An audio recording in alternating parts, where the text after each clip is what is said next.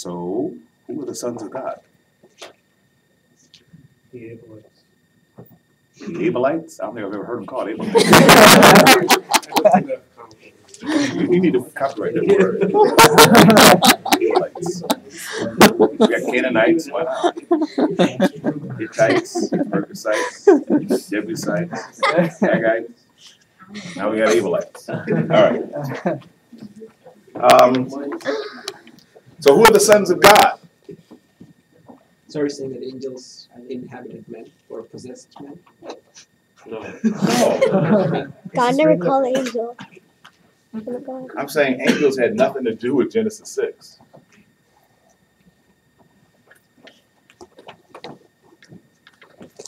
Who are the sons of God? Sons of Satan. Sons of Abraham. What'd you say? Sons of Satan. Sons of King. Read the last two verses of Genesis 4.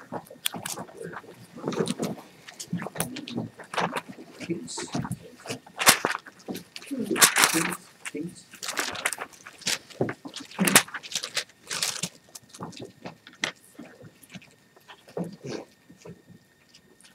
Adam had relations with his wife again, and she gave birth to a son and named him Seth. For she said, God has appointed me another offspring in place of Abel, for Cain killed him. To Seth, to him also a son was born, and he called his name Enosh. Then men began to call upon the name of the Lord.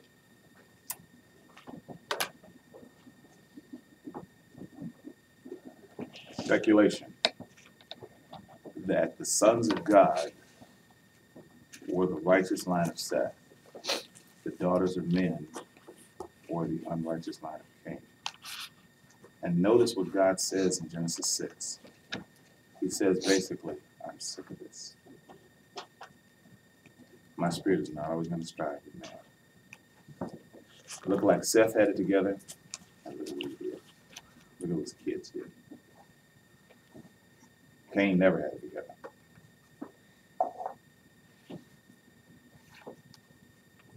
Now that they start to intermarry, the daughters of men are turning the hearts of the sons of God. I'm sick of this. I'm wiping that out. Start all over again. So if that's true, where did the giants come from? Go back to Genesis 6 and read verse number 5. Let's try 4 and 5.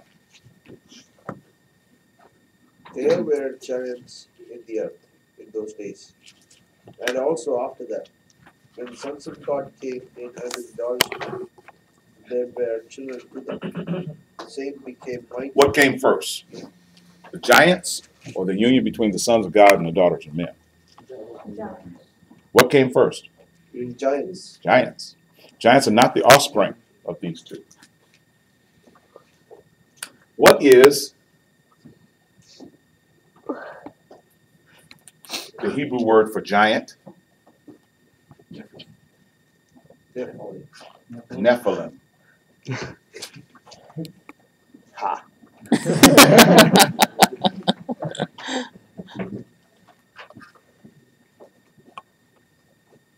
What happened to the Nephilim? Genesis 6.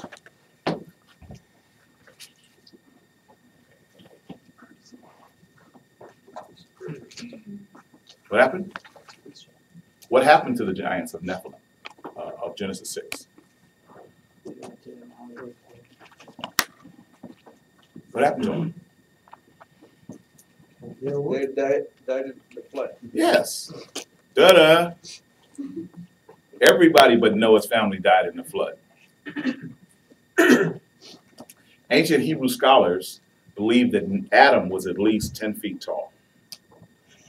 They believed that Noah and his sons were about the same height. Growth spurt was because there was no radiation. Man was breathing purest oxygen, hydrogenated oxygen. Man had a strict diet of vegetables and things good for him. The world had a canopy on it, over it. And those conditions caused for strong-bodied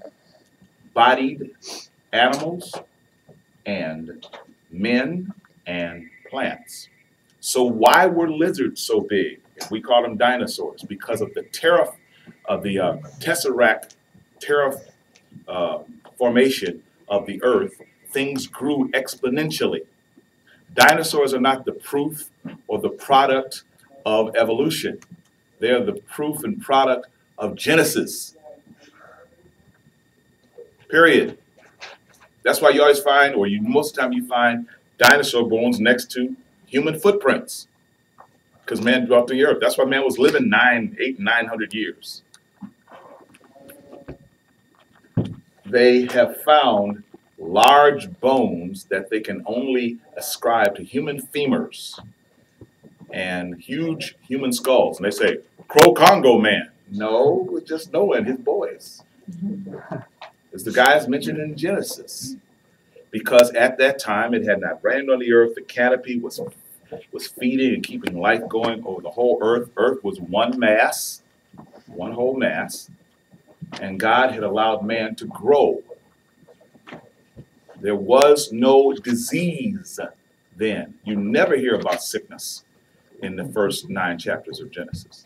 Never hear about it. Okay?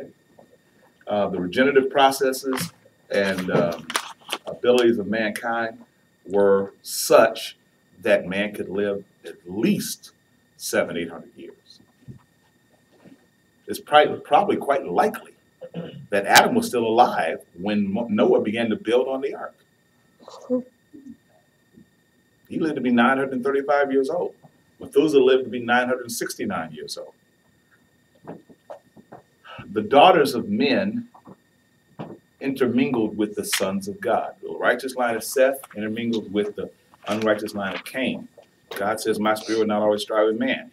God never blames someone else when there's an initiative. This were angels. Why would God blame men and destroy man off the earth? That's not possible. God held all of mankind responsible for the transaction. It's not like the daughters of men got up in a tree naked and started doing like this and trying to attract angels. It's not going to happen. God said, see those floozy women? Let's kill them. That's not what happened. This is all human. The Nephilim existed. Now, how do we know the Nephilim existed outside of this? Goliath was a Nephilim. His brothers, Anak, the Rephaim, mentioned in 1 Samuel chapter 17. There were giants around back then.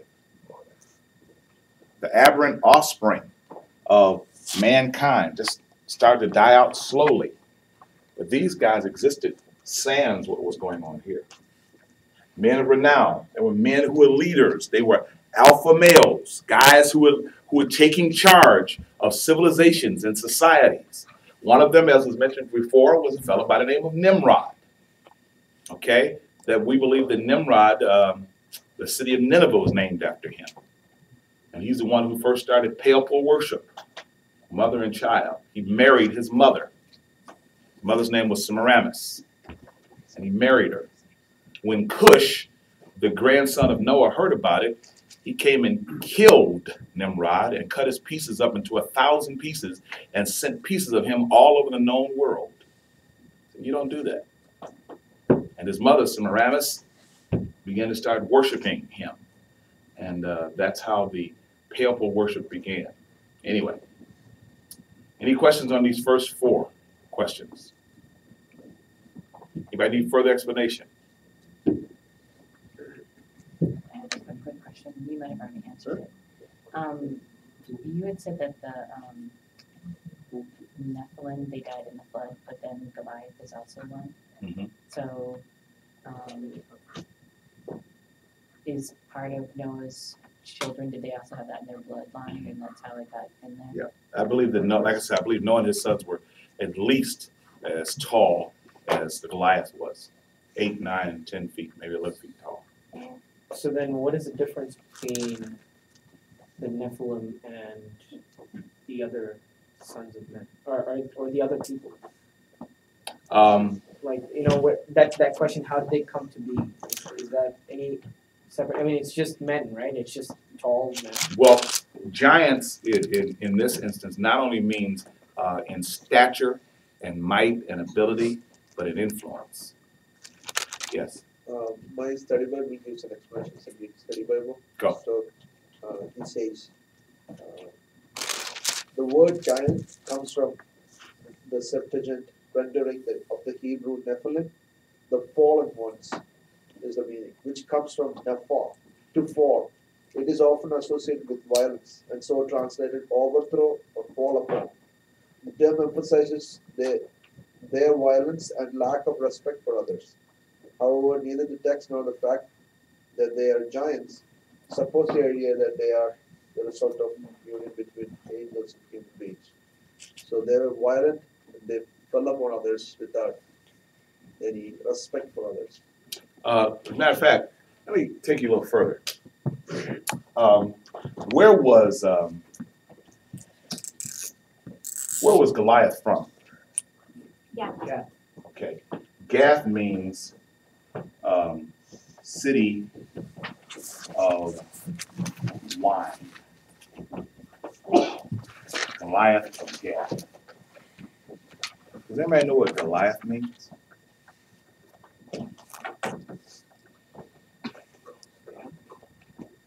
Goliath means garbage.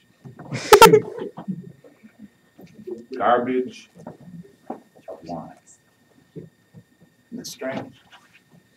Look down in the crib and say, garbage. Refuge. Dung heap. Were these some loving parents back then? That's what his name means. He was the garbage of the city of wine. You had a question? Yeah. Who are the sons of God in Job chapter 1? Same people. The righteous line. So what is the complete answer To which question? to what I asked? Like, so what is you said that it's not just stature or might, but influence? Yeah. That's the only like discerning factor between some, like. I think they were more aggressive ones. Like Sam said, they were the ones who were more violent Right. and the ones who would take over. I think they were more of the predator aspect of the race. So in Job chapter 1, when it says that Sons of God came to present This is themselves. also, the word sons of God is also used in Correct. Exodus 21:6, 22:8 and 18, Psalms 82:6 and 7, where it describes the kings. So the people with influence, people of providence, are also called. Okay, here comes the question of the hour. Well, one last question. You mentioned